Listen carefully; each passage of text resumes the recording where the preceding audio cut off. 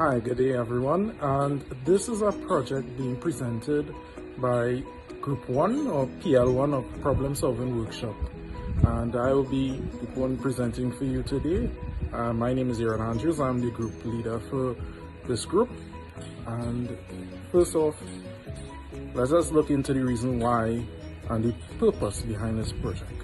So without further ado, so back with you guys, and as promised, I would explain the purpose behind this video presentation and group project. And as you all know, in the Republic of Trinidad and Tobago, we are currently faced with a tight economic outlook for the short to medium term period, where foreign exchange is no longer easily available. And the realities of this situation has been further compounded by the advent of the COVID-19 pandemic, where the country itself, we are not earning as much money as we used to. And we have had deficit after deficit budget for the last 4 to 5 years.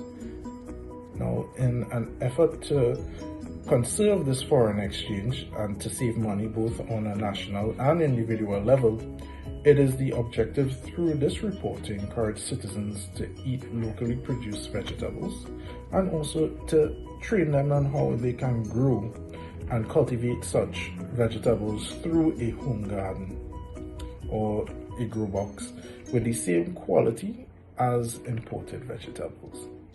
So within the contents of this video presentation, we'll be discussing an array of things, basically the national situation with respect to our foreign exchange and how we personally could make a difference, the solution to our problem by growing our own food via grow box, and the importance of growing our own food, and the instructions on how to develop and maintain a home garden, and how we could also determine, what plants to grow and what chemicals to use on these plants. So without further ado, I would like to hand you over to my colleague, Jabari Phillip, and he will be discussing the relevant information regarding the Food and Import Bill. Good day, I'm Jabari Phillip, and I will be providing information on the Food Importation Bill of Trinidad and Tobago. For the fiscal year of 2019-2020, according to Trinidad and Tobago's Central Bank, our food import bill approximated to 5.67 billion TT. This represents 11.88% of the fiscal revenue for that period, where the recorded revenue equated to 47.749 billion, with a shortfall of 3.94 billion. The food import bill mainly consists of raw materials such as meats and dairy, used by local manufacturers to produce processed foods and beverages, as well as foreign beverages, canned and packaged goods, cereals, and foreign grown fruits and vegetables. Acquiring these goods can only be done with the use of foreign currency such as the United States dollar, the British pound, and the euro. In particular, to citizens of Trinidad and Tobago, foreign fruits and vegetables are considered to be more of an essential staple in their diets and are in higher demand than locally produced goods, due to the misconception that foreign goods are usually of a higher quality and standard. Thus, these are imported in larger quantities than the other imported foods. In the same fiscal year, 700 million was spent to import meats and meat products, another 887 million on dairy products, while fruits and vegetables equated to 1.1 billion. Naturally, this significantly affects the overall accessible foreign exchange available and contributes to high levels of debt, and as such is unsustainable in the short to long-term outlook of our country. I would now like to introduce Krishna Singh, who will be speaking on our methodology. Hi, my name is Krishna Singh, and today I'll be looking at the methodology for our project. So one of our goals is to highlight the issue of food importation weighing heavily on the country's foreign exchange. Because of this, we are attempting to base our project around the viability of growing your own crops at home and any costs associated with it. So to start with, we compiled questions to use in a survey for primary data The general theme of the questions were around one's opinions of the costs of imported foods, one's willingness to grow it at home, and any issues you might come across while attempting to do so. Other questions include things like the individual's experience as well as preferred method of grow box. So once the surveys were shared and information was collected, we considered types of grow box to use. 3 options came up. The first option was to use the blue barrel like this one here, cut in half with the cut side facing up and holes drilled into the bottom for draining water. Another option was the more common grow bed with concrete bricks around the lining to contain the soil. And the last type would be a same grow bed like the concrete but with wooden pieces of wood as the frame. In the end, the type of grow box we decided to go with was the blue barrel cut as a seed bed. This was for a multitude of reasons. Not only is it much quicker to set up and easier, but it is much cheaper as well, seeing as the barrel itself costs about $20, and when cut in half you would get 2 seed beds. It is also smaller, so better for areas where you have space being an issue, and seeing as it's not directly inside the ground, it might be a bit heavy, but with at least 1 or 2 people's effort it can be moved from place to place if needed as well. And that will be it for methodology. I will now hand over to Andrea Agarat to continue from there. Hi everyone, my name is Andrea Agarat, and today I will be telling you all about home gardening. So you may ask, what is a home garden? So a home garden is any area outdoors where you can produce your own fruits and veggies. Yes, you can produce your own fruits and veggies. I did not think that I can do it, but I did. So as you can see here, I would have planted my little sweet peppers, and it is very easy, very cost effective, and very low maintenance. So firstly, it's very cost effective. All you need is recyclable materials at home. If you have a barrel, you can use that. If you have wood, you can use that as well. If you have concrete bricks that you're not using, you can use that as well. Following that, you purchase your sand or your gravel or your soil to make sure your plants have all the nutrients that it needs. Yes, imagine not having to spend $500 every week in the market. You can spend only $100 to make sure you have your plants. Imagine having to come outside and pick your pimentos. You do not need to go to the market and spend money. You can. Yes, you can plant your own fruits and vegetables. And you may say, I don't have any time at all to maintain plants. But all you need is to water them. You can purchase a little fertilizer and water them twice a day, and then you can add your fertilizers, and that's it. You may also say, I do not have any space. I live in a concrete jungle. I do not have any grassy areas to do my home gardening. But as I say, you can use your little barrel. It's very neat, it's very cute. You put it in a corner and you plant your items. Yes, you do not need any space, any grassy area. All you need is your barrel, you need your soil, and you have crops for a lifetime once you maintain it. So yes, that's all I have to tell you today. And one more thing I forgot to mention, you can help to reduce our food importation bill, and that is so important for our nation. That is one thing that I strive to do, and I want you to do as well. So I will now pass you on to my friend Carissa. Hi, good day everyone. My name is Carissa, and the crop we planted was tomatoes, romaine lettuce, bell peppers, carrots, broccoli, jalapeno peppers, and kale. I actually planted the jalapeno peppers. We planted crops to encourage others to produce their own home garden or a grow box, and eating locally grown vegetables as the same quality as imported vegetables. In addition, based on our results from our primary and secondary data that was collected, these were the crops that was chosen to grow. Questionnaires was given out to the community and to the supermarkets such as True Value, Marcy Supermarket, Price Mart, and Extra Foods.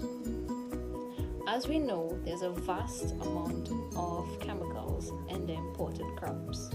As a result, you would feel much more comfortable in eating these crops as it will be from your own home garden or locally grown. Also, it will be much healthier since you will know that there are no harmful chemicals to affect you. I can assure you that you will save money if you have your own home garden or grow box.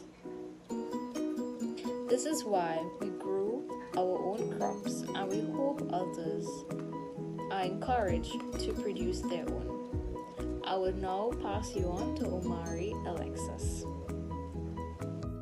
Good day, I am Omari Alexis, and what I will bring to you today is information about how you can develop and maintain your grow box at home. It is very simple. It does not matter if you live in an apartment building or our outdoor backyard. As you can see here, the grow box that was used is a plastic 30-gallon barrel that is cut in half and holes drilled at the bottom to facilitate drainage in order to grow the crops that is to be planted. I found this barrel very beneficial because I was able to reap a substantial amount of yield. Due to the nature of the grow box being a barrel, it takes minimal effort to maintain it. But as I live in an apartment building, the maintenance I do is clean the exterior of the grow box. For those who may live in the outdoor backyard, some maintenance that can be done is to cover the grow box with a mesh to prevent animals to hinder the growth of the crops. In conclusion, I hope this video proves to be very beneficial and encouraging to the viewers of Trinidad and Tobago to start their own local garden at home. At this moment, I would like to pass on to my colleague, Akeem Thomas, who will be discussing any improvements that will be made to your own grow box. Hi, good day everyone. My name is Akeem Thomas, and today I'm going to be talking to you about how to develop your own homegrown garden design. So for the homegrown garden design, there are many options to choose from. You could use wood, you could use concrete, or you could use a barrel. And there are many more options to choose from.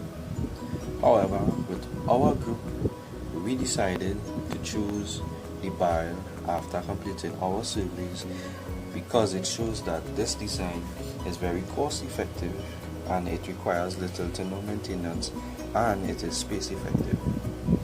But in everything you do, there are always advantages and disadvantages.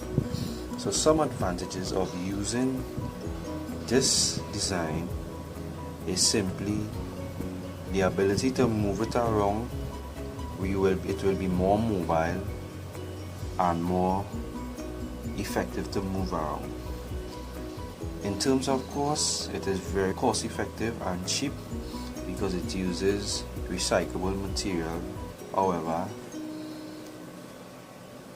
it requires less space, so you will have space to maneuver around instead of a big apparatus where it blocks up everything. And also it is very long lasting because it is made out of robust material. However, there are also disadvantages. The disadvantages will be the size of the apparatus. Basically speaking, it is very small, so it would not be able to hold as many crops as you want. Also, some future improvements on the design that could happen are to build a standing apparatus that will allow circulation of air and sunlight throughout the whole apparatus.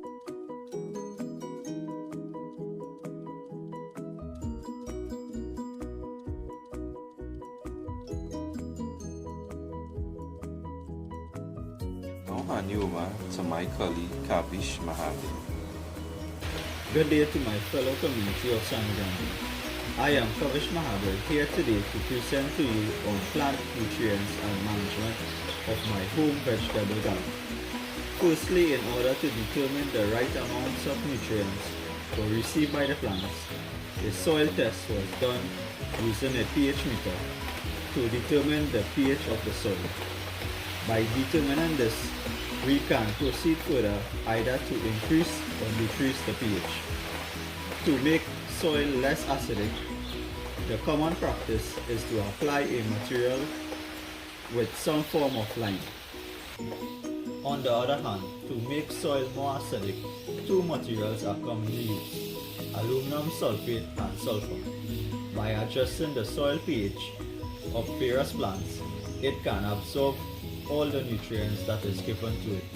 Secondly, the moisture grade of each plant was determined and noted, so that adequate amounts of watering would be given to the plants. Thirdly, the fertilizer NPK ratio for each plant was determined, where the fertilizer that was used was glucone. This was chosen as it was the most reliable and quality type of fertilizer on the market. This was done every 7 to 10 days to ensure that the plants being grown attain an adequate amount of nutrients for optimal health and growth. In terms of plant management, this involved daily watering, making sure the plants receive adequate amounts of sunlight, nutrients, and are kept far off reach from pests, animals, and harsh weather conditions. Also, pesticides was used to prevent any damage to growing plants by fungi, insects, etc., where a mild pesticide was used once per month together with a soapy spray. I will now hand you over to Vinu Ganesh, who would continue further. Thank you. Thanks for that, Kavish. And now I'd like to display all of the crops that we have grown within our grow boxes for the tenure of our project.